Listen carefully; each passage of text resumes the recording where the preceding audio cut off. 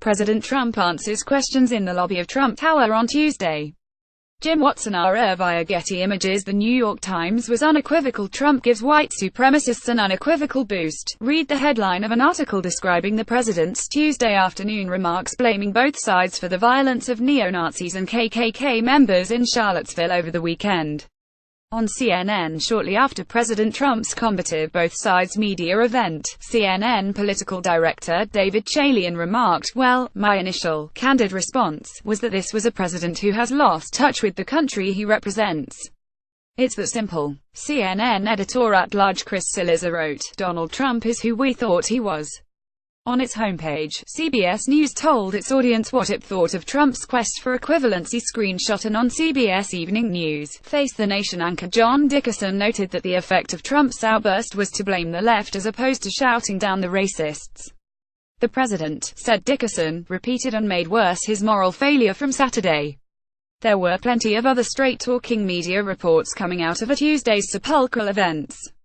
It all marked a crossing of paths while Trump clung to false equivalency and both-siderism. The media was repudiating it.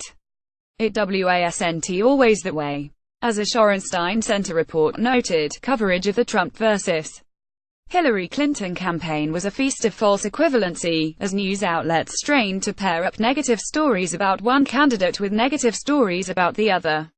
When journalists can't, or won't, distinguish between allegations directed at the Trump Foundation and those directed at the Clinton Foundation, there's something seriously amiss, noted Shorenstein report author Thomas Patterson.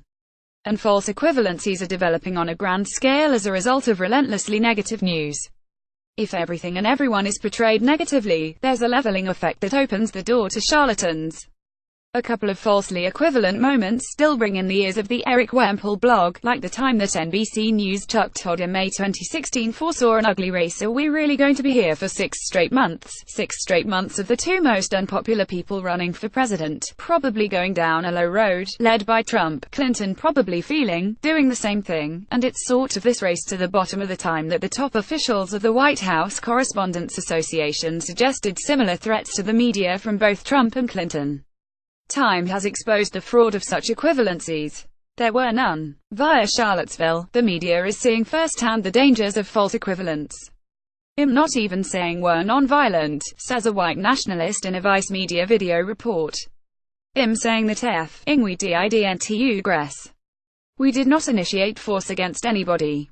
We're not non-violent. Well, kill these people if we have to." Such statements notwithstanding, Trump, sounding like the media on the campaign trail, said stuff like this on Tuesday: "You had some very bad people in that group. You also had some very fine people on both sides.